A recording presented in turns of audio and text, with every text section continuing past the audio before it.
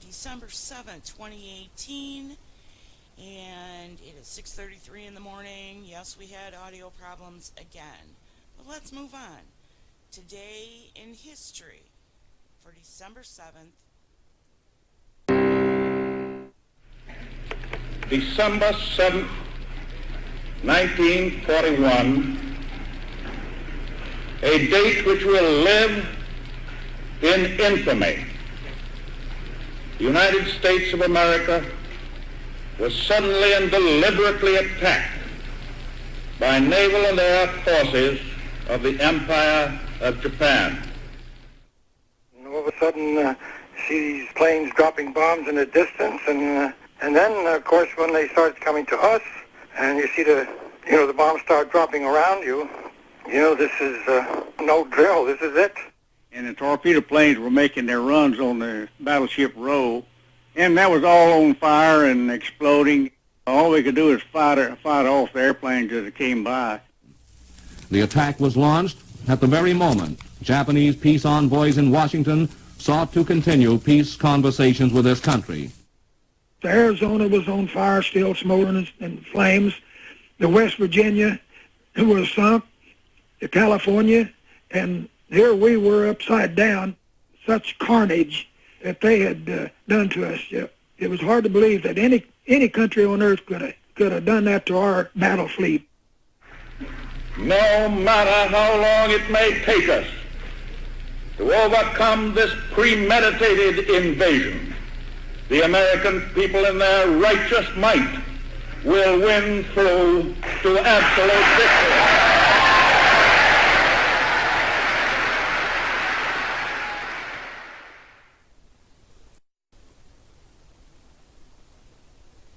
As many of you have seen on my desk, I have this, well, not on my desk, on my windowsill, but close enough. I have this figure. This is a bronze replica of the statue to the lone sailor. And for me, it represents the heritage of my family as service members from World War I going forward, including the most recent push to secure Iraq for whatever purposes the United States government deemed it necessary.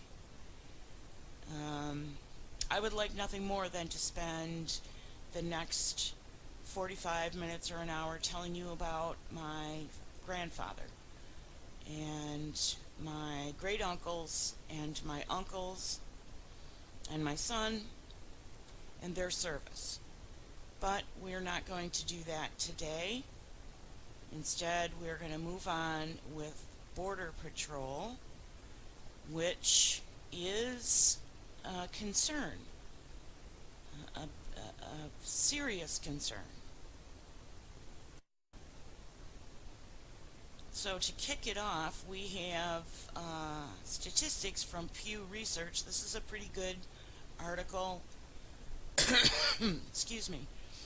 Links in the show notes as always, and everything we present that is someone else's work, we present it under Title 17, Section 107 for information, news, education, and discussion. And this certainly should generate some discussion.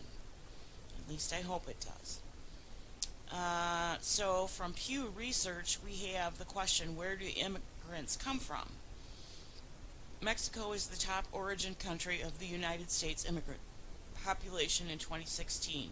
11.6 million immigrants living in the United States were from there, accounting for 26% of all U.S. immigrants. A quarter of all U.S. immigrants come from Mexico. The next largest origin group were those from China at 6%, India at 6%, the Philippines at 4%, and El Salvador at 3%. You can add up the Asian statistics, the greater Asian statistics, and it will give you a much different picture. Not quite rivaling, but certainly coming close to the quarter of the immigrant population in the United States. So, most of the articles that we're going to present to you are older articles. They're from the summertime because we're looking at the northern border, not the southern border. And because, baby, it's cold outside. I don't know what the flap is about that song. It's a very cheeky, cute song, but, you know, maybe today I'll have time to find out. At any rate, from the Daily Caller, and this was 6/25/2018. Border Patrol sets up a shop in New England, gets an unbelievable results in only 11 hours, and this is by Hillary Silverman, contributing writer. U.S. Customs and Border Protection, CPB, agents have recently set up immigration checks in Maine, New Hampshire, and Vermont to question motorists about their citizenship status as a part of immigration enforcement actions under the Trump administration. CPB agents made 9 drug seizures and 2 arrests for immigration violations during an 11-hour checkpoint Wednesday, and this was back in June. If I said July, it was June. Reported CBS Boston. During the weekend of June 15th through 17th, 2018, 5 illegal aliens were arrested from, quote, Brazil, China, Ecuador, El Salvador, and Mexico, close quote, according to CBS Boston.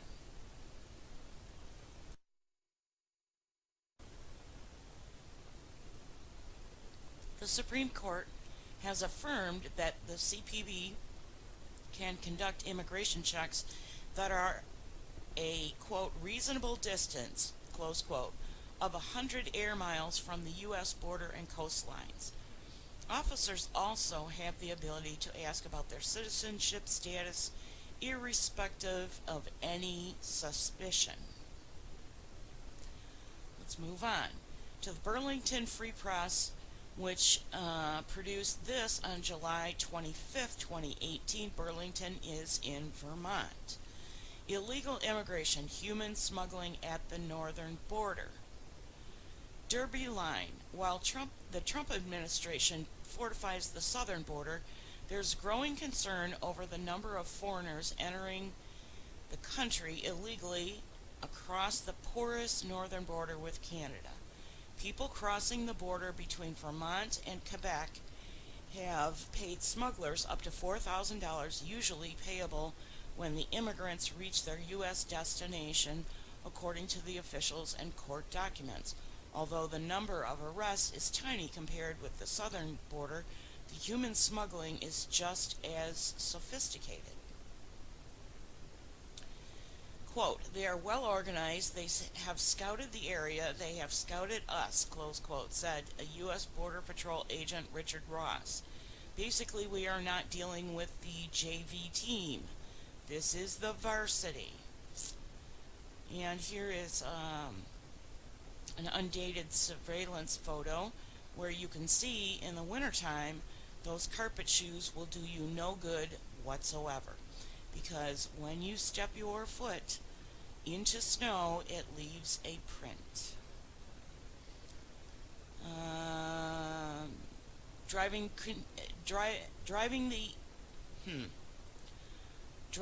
the increase here, officials said, is the ease of entry into Canada, where visas are no longer required for Mexicans. This is very important. Remember this information, you'll see it again. And a border that receives less scrutiny and resources than the southern border, where thousands fleeing violence in Central America are being detained. Remember, this is Vermont. Wildly liberal state. We never hear about it unless Bernie Sanders is talking. Just saying.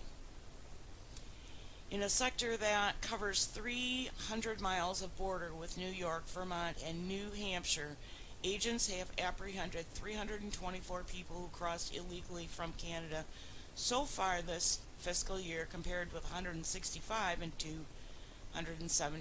2017, according to figures prepared by the Border Patrol for the Associated Press. Last month, agents apprehended 85 people, that would have been in June, across 3 states, compared with 17 in June in 2017 and 19 in June in 2016, statistics show. Statistics show no corresponding spike in illegal immigration or apprehensions elsewhere along the northern frontier border. Border Patrol agents speculate it's because the area that includes Vermont is the first stretch of land border east of the Great Lakes and is a short drive from the population centers of Canada and U.S. East Coast. I think that's all nope, it's not. The northern border numbers are still small compared with the southern border. Federal statistics show that fiscal 2017 there were 303,916 apprehensions on the U.S. border with Mexico, compared with 3,027 on the entire northern border. That's like 1%. But let's move on. Most of the illegal border crossings activity in Vermont appears to be focused on a 30-mile segment of Vermont-Quebec border, where Interstate 91 reaches the Canadian border at Derby Line, about 50 miles southeast of Montreal. From Derby Line, it is about a 6-hour drive to New York and its teeming immigrant communities.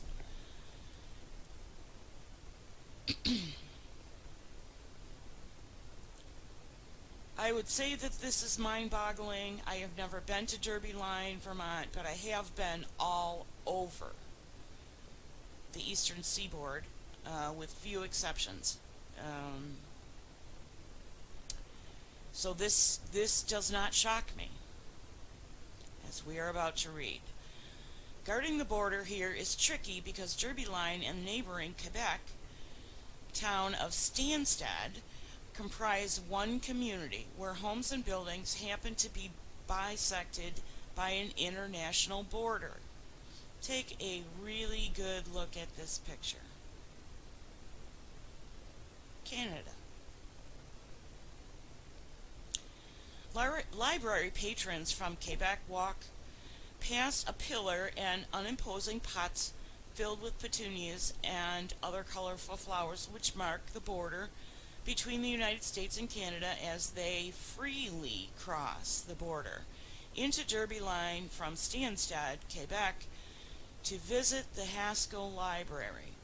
The community library was purposefully built straddling the border to serve people in both communities. Quebecers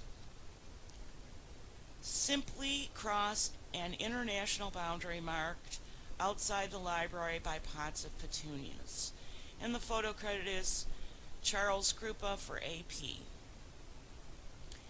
The community library was purposely built straddling the border to serve people in both communities. Okay, so we just read that. Quote, "This is really a town with an invisible border going through it," close quote, said Stansted resident Matthew Farfan, who has written a book about the life along the border after he left the library's Vermont entrance and prepared to cross back into Canada. Visaless entry into Canada for countries like Mexico and Romania are another nationality noted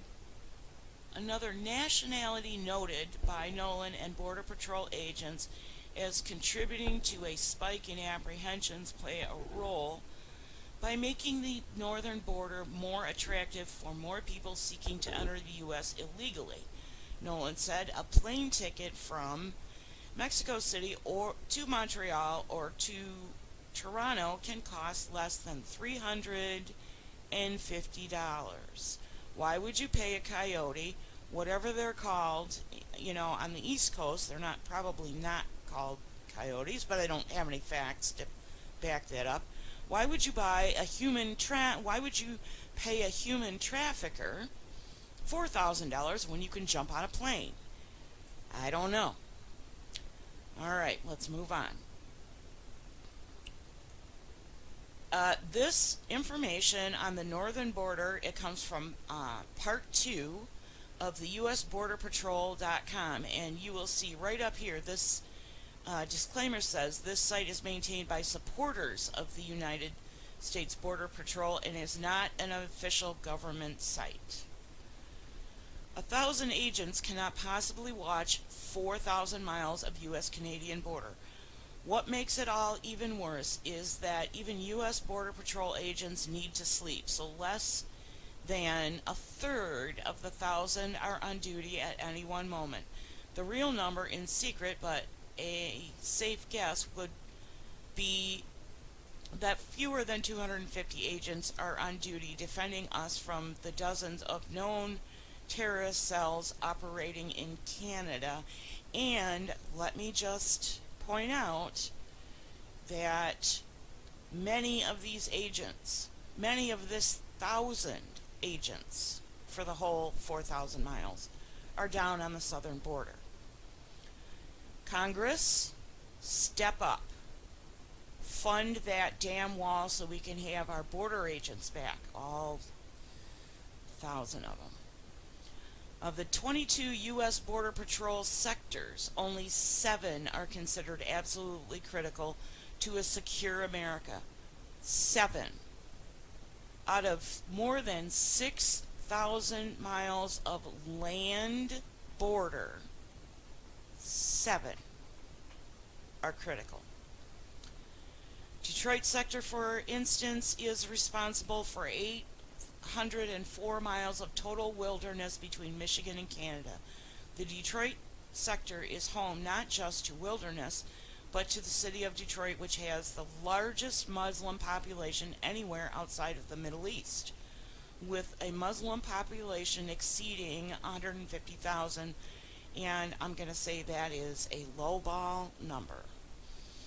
Detroit city fathers are amending the city noise ordinance so that mosques might use loudspeakers for the call to prayer. Stop right there. My family, if you're not aware, half of my family is Polish and I am half Polish. And there are a couple of places within the larger city of Detroit which are independent cities, and one of them is called Hamtramck. Hamtramck, famous for its Polish population at one time. Many of the churches, Catholic churches, Protestant churches, have been sold to the Muslim community for their mosques. And instead of hearing the beautiful church bells rigging across the city of Hamtramck, you hear the call to Muslim prayer by an imam. On these loudspeakers, which I'm going to guess get close to the 60 to 70 decibel common range, where if you're bothered by noise, 60, 70 decibels, depending on the municipality, that's a noise ordinance violation. And yet, we read here that Detroit City Fathers have amended it. So at what decibel are the imams calling the population in Hamtramck to prayer? One wonders. According to federal records and Chief Patrol Agent Dan Georgian, this is, I should know, but I don't. The Detroit sector doubled its pre-9/11 staff. The number of Border Patrol agents now standing between Muslim communities with known terrorist cells operating on both sides of the borders is, wait for it, 76. The Detroit sector's agents patrol 806 miles of Great Lakes coastline and use boats, SUVs, and even snowmobiles. Considering shift work, days off, vacations, and sick leave, at any given time there are probably fewer than 10 agents guarding America from the unknown terrorist cells in Canada who are just waiting for their opportunity to attack. If Montreal, if you think that's hyperbole, sorry, I always get that word wrong. If you think that last statement is hyperbole, let's read the next paragraph.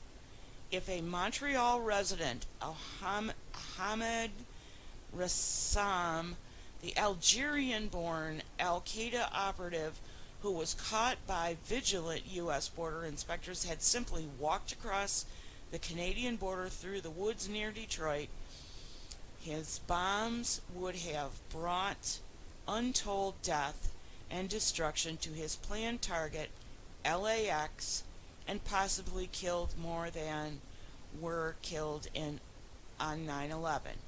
You can click the image below to ask your congressman to do something.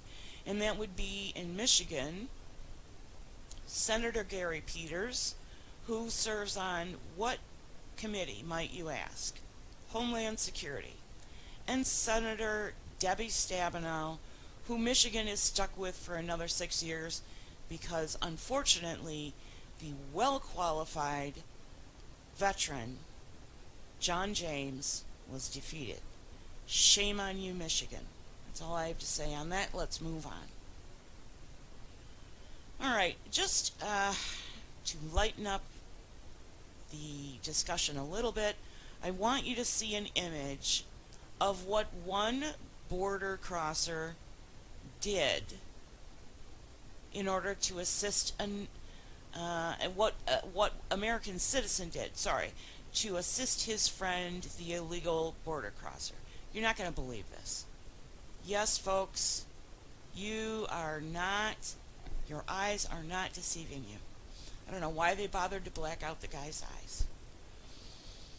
The U.S. citizen took apart one of his captain's seats in his van and sat his friend in it, and then zipped his friend back into the seat.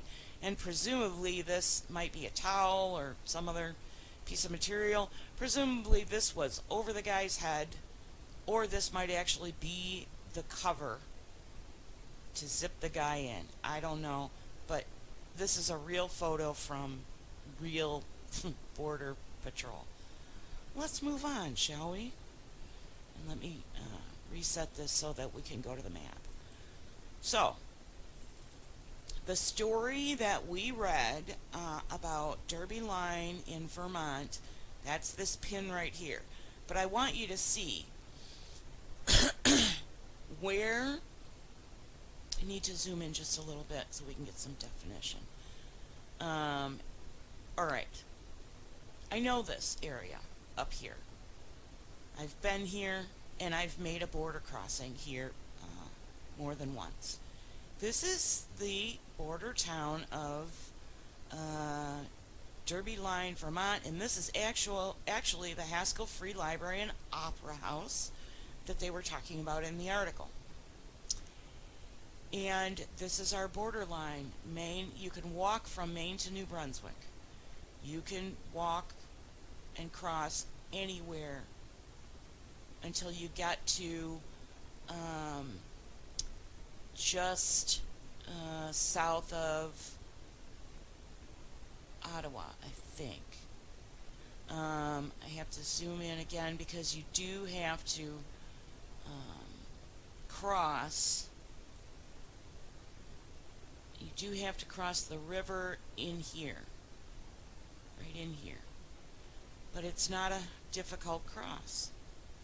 Let me zoom back out. Whoops, I don't want this up. Let me zoom back out. This is the northern border, and we've just shown you from the seashore. Well, goodness gracious, it's 7 o'clock in the morning and we're not producing yet. And let me just shut this down so that it doesn't pop up again. Okay, so you can walk from New Brunswick, Maine to New Brunswick, Vermont to Quebec, New York to Quebec, and so on. This little island right here, Nova Scotia, I have been there. Let me zoom back in. Alright, I have been to Nova Scotia. I've been to Prince Edward, and I've crossed into New Brunswick and up into Quebec. I've been as far as, where is it? The Gaspé Peninsula,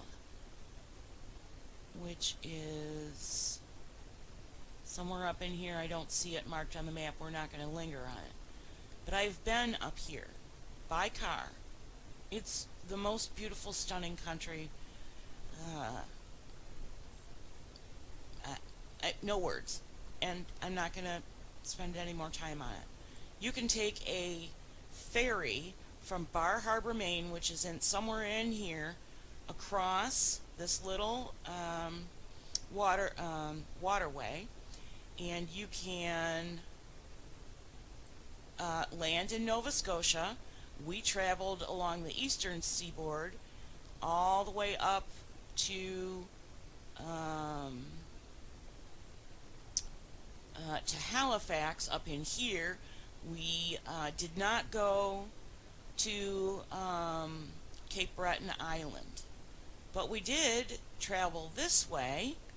We went from Halifax back down this way and up and crossed over into New Brunswick. And we traveled, oh, here's Gaspé right here. Duh. Okay.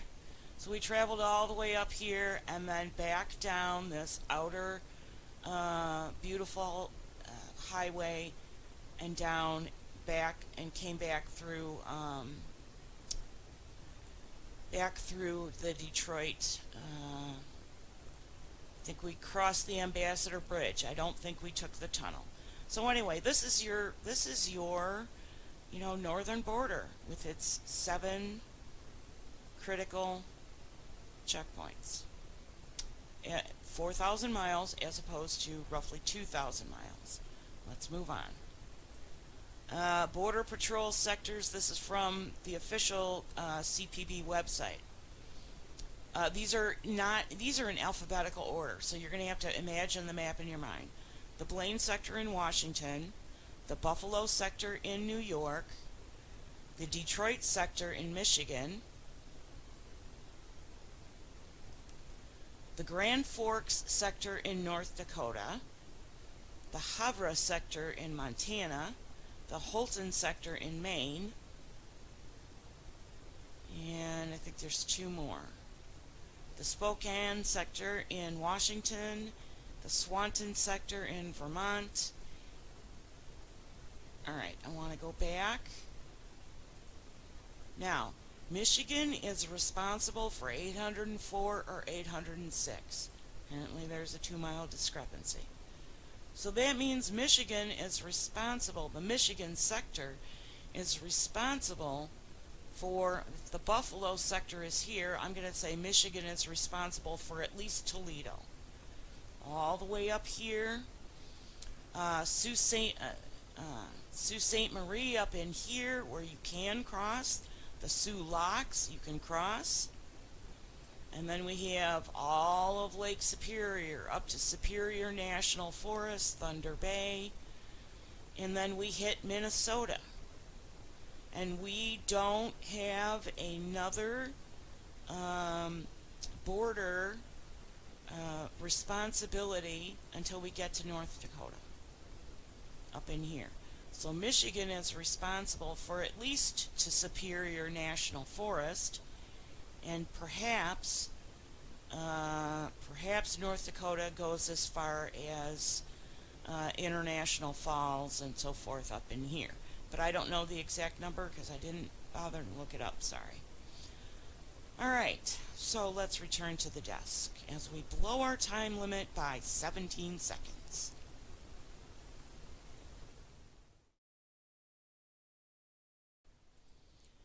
So why didn't I bring you Pearl Harbor today? Well, there are plenty of places that you could find out about Pearl Harbor.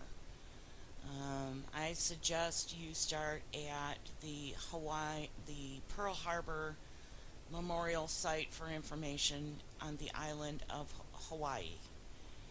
And I'm sure you will find, or just Google Pearl Harbor, and I'm sure you will find everything you want to know about Pearl Harbor.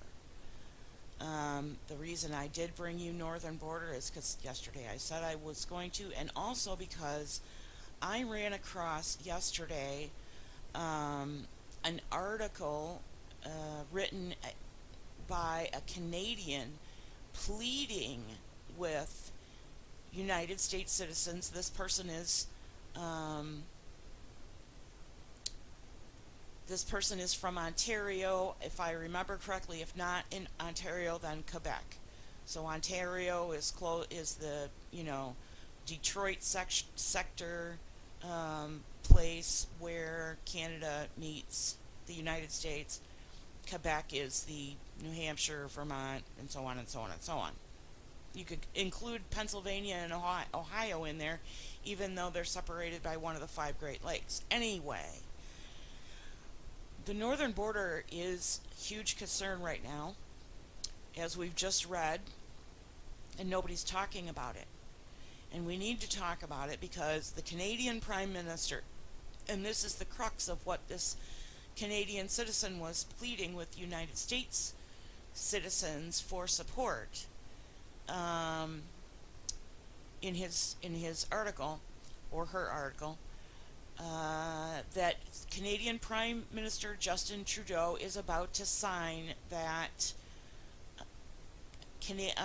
sign Canada on for that global migration compact that the UN is pushing, and that the United States, Australia, Austria, and maybe 6 or 7 other countries are refusing to sign.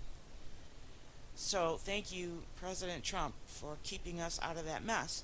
But it doesn't keep us totally out of that mess, because Canada is poised to sign it without, I might add, parliamentary discussion in their lower house.